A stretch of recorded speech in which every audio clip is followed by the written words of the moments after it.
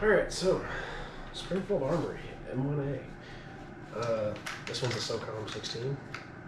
Got used several years ago. This is actually like the fourth M1A I've owned over the years. Always was fascinated by these. This platform, the M14 M1A platform, always liked them. Yeah, a lot of people hate on them and say they're obsolete and worthless, but that's not been my experience. I didn't carry an M14 or an EBR or anything like that. I was never a DMR or anything like that. In fact, we didn't even have them in the unit I deployed with. But always thought they were cool. I've always enjoyed 308. Some of my history with it, though, I mean, I had one that was my deer rifle for countless years. It was a simple M1A loaded. I did some stuff to, the basic stuff to improve accuracy a little, and had a scope on it. I dropped a lot of deer with that rifle. And 308 with ballistic tip type ammunition, they don't move. They just fall where they stand.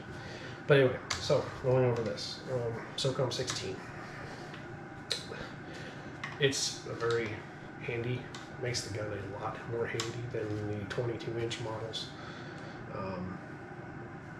As you can see, I have no problems with wielding it around. It's pretty lightweight with this plastic stock. Now the plastic stocks on M1As are not good for accuracy. They don't hold enough tension on the front ferrule. M1As, and the Garands and all of them, free-floater barrels don't work with them. They need downward tension on the barrel for accuracy. There's ways to improve that. However, generally when you start getting into that type of stuff, you start getting into a downside of this gun, which is every time you take the action out of the stock, you might change your zero. So they're really obsolete in that way. However, there's a lot of cool things about these guns that I personally enjoy. One, the safety.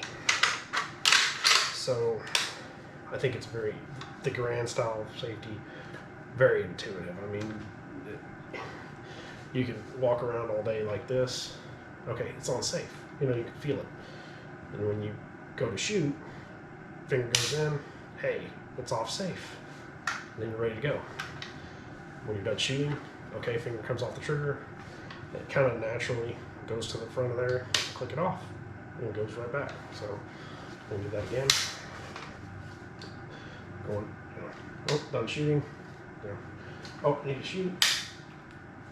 Okay, so pretty cool there. M1A Garand style sights. In my mind, without doubt, probably the best iron sight system on any type of rifle. I'm biased, yes, but whatever. They very easy to make adjustments and zero the gun properly. It's not easy. It's kind of complicated to get a good zero. But once you do, the range dials work awesome. The windage, it's a phenomenal system for shooting with iron sights. People did it for decades with, doing 600 plus yard shots with the iron sights, shooting for accuracy range. Again, this plastic stock's not the greatest, but it is, it's obviously, as opposed to wood, it's impervious to weather, it's lighter weight. So when I picked this gun up, I thought about getting a big red birch or something like that for it, which I put on other M1As in the past that really helped shrink the groups. But this gun, I was like, yeah, if I ever set it up, this is kind of like an all-weather type gun. So in like Flannel Daddy's M1 Garand, I'll go tip to butt. With the Socom, thing I don't like about it is this one-piece muzzle brake. Does a phenomenal job at recoil. However, it is ridiculously obnoxious. 308 out of a 16-inch barrel is not quiet, and when you do put something like that on there, it's pretty obnoxious. Right here, you've got your gas plug. That's where your gas piston goes. I don't have a wrench, but your piston, it's a gas piston short stroke system. And if I take the, well, I'll come back to that. You can actually, with a screwdriver, shut off the gas system. That's a cool feature. If you needed to, like you wanted to be a ninja with, suppressor, run subsonics, shut the gas system off and manually cycle it, you could. Don't know why you would though, but barrel, again, 16-inch barrel, which in this gun makes it much handier because you can get your hand pretty far out there and pretty well control it. Unlike the SCAR, which I'm going to compare in another video with this, there's just plenty of way to put your hand on. The Socom and the Scout come with a little section of Picatinny clamped to the barrel, kind of like an Ultimac on an AK.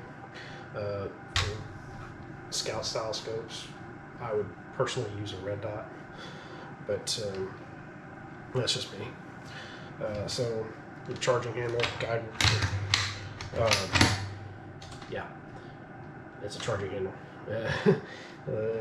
Anyway, it is kind of one downside to them is the bolt is exposed to the weather. I haven't found that to be a problem. I've never had one jam on me personally. And like I said, I've hunted in all types of weather with these, and it's never been an issue. There's normally a stripper clip guide, so if you needed to, you could just feed the magazine straight with stripper clips, whatever. When I bought this gun, it had a scope mount on it that took the place of the stripper clip, so I just had to put one back on. No need to. Anyway, rear sight. This has got, the sights on this are like kind of like I think it's an XS big dot, not dot, but an XS style sight. It's got a big tritium vertical line there, and the rear sight on this, as opposed to some of the other ones, is a bigger aperture, so more kind of a CQB style trigger. Like most Garands, they have a pretty good trigger. This one's just a standard, the lower grade, so it's not the national match, but it's still all right. It's got a little bit of take up there, and then very smooth rolling let off, kind of like an AK. Reset. There. It's not an AR, but it's very functional. Very easy to make hits with. So the Socom, unlike some of the other models, still comes with the metal trapdoor butt plate. You can throw a cleaning kit in here or whatever, just like a A2 stock on an AR. The purpose of this, so there's lots of, it does get in the way, and it's kind of slick, so it can snag on gear. But if you did make long shots, you pop that up and you can rest it on there, which comes back to some of the other stuff. This is an old Vietnam era web style sling that basically comes off, if I can get it to come off. I don't ever do this anymore, but I'm not even gonna try. So basically what happens is you, the old style mentality of wrapping, it's kind of hard to do with this still attached with this one, but it's designed to where you disconnect it. You adjust the front part and disconnect this part, and you pull it tight, and it would give a lot of tension on the forearm to where it just doesn't move, and it makes it a lot easier to shoot while standing, unsupported, kneeling, whatever, to where you don't have to use a lot of muscle to keep the gun still, and it does make shooting easier. It's not really the goal I had for this gun, but it's possible. I prefer the leather ones, but again, I was going with, okay, this is a all leather type stock and whatnot, so I went with, instead of leather, I went with the nylon version. Magazines. So the only ones worth a damn are the 20 round mags that they were originally designed to be used. And generally with any of the 308 battle rifles, the 20 round mags is what you want to do. I will say that the 10 round mags that Springfield Armies usually come with aren't good for much of anything, because they are a pain to load and unload, as far as getting out of the gun. But magazine wise, it's just a basic rock and lock.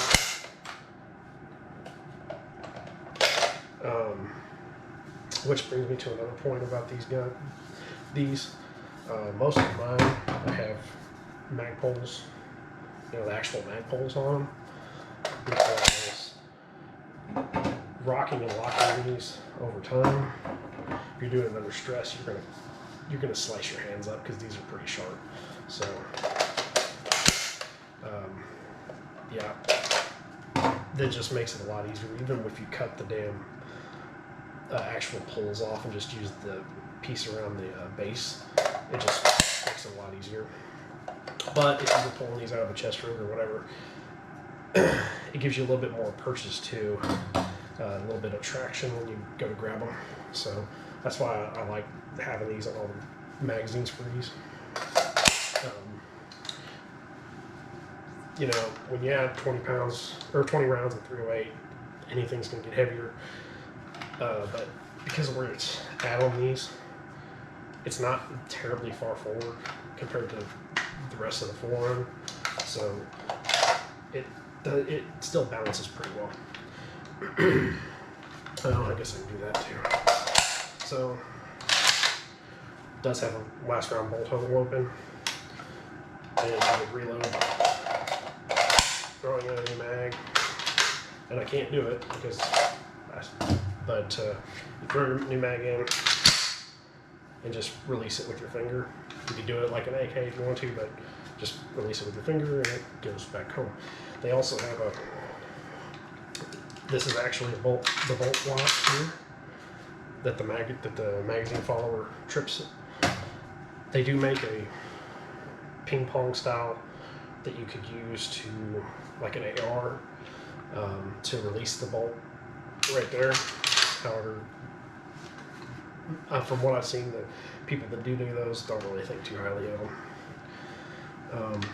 Over here, usually your scope mount to this threaded hole in the receiver, and it has grooves to line it up and whatnot. If you're going to put a scope on one of these, I would suggest you spend $400+ on one of the really high-end mounts, or get the Bassett mount. I used that for years, and it always held zero as long as you left it on there, or didn't take the action out of the stock. So that pretty much covers that. Disassembly, just like a Garand or an M14 or Mini 14, you gotta pry back and away, pull the trigger pack out, and then you just, the action comes out. And I'll get to that in a minute. So, action wise, it kind of makes it easier to see here, but up here's your piston, and it would push the guide rod back against the recoil spring, operates the bolt. There's something you could do that I haven't done yet to this, but Let's get either a national match or a Sadlac style guide rod. Basically keeps the spring from flexing so much, and it smooths up the action a lot. Well, I've done it just about with every other M1A I've had. I just haven't had a chance to go with this one. Grease. These you need to grease these. They don't do well with oil because you got to take it apart more often. You don't really want to take these apart unless you have to. When you clean the bore and stuff, you just want to lock the bolts and you're going to run the bore through it. You don't really have to clean these very much.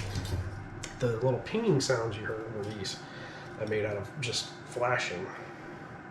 I got from Home Depot or Lowe's or wherever. But basically cut them to fit inside these. If you look in here, there's these grooves, and they just slide in here. And what these would help do, one, this gun in particular, and the other one I had that had a plastic stock, the magazines were really stiff going in and out, so it kind of pushed the stock away from the mag well. Kind of opened it up a little bit to make magazine insertion a lot easier. And also, what it does, the vertical side, the part that's up here, puts a little bit more tension on the receiver when you clamp it into the stock. And what that, again, these need tension. It just allows for a little bit more accuracy. It was just a cheap little quick fix there that I've found works pretty well. But reassemble, just lock it in, press it down. Okay, sorry. So yeah. Anyway, once you get it in there, and you just line up your trigger pack and get this guy back on there.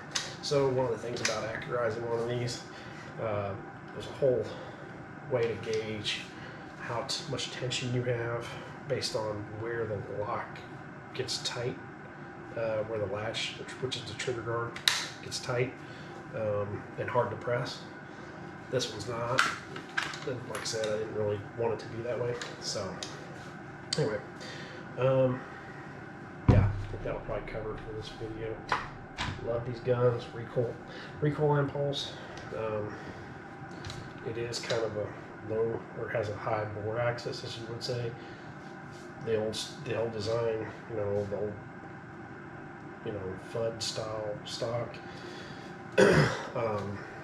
So they're inherent to more muzzle climb. However, like this one, with this obnoxious muzzle brake, it's not really bad at all as far as recoil goes. So yeah, so M1A Socom 16, very fun gun. One of these days I do plan on changing all this out and suppressing it and throwing a red dot and a light on it, get a kind of like a thorntail style mount for a light and miniature red dot, like a Holosun or an 8.H1 T1 whatever. And this be a pretty good 308 shoot, do everything going. So that'll be it for this video. Next up, the next video I'll be comparing this against the Scar, give my thoughts, and that'll be it. Until next time, talk to you later.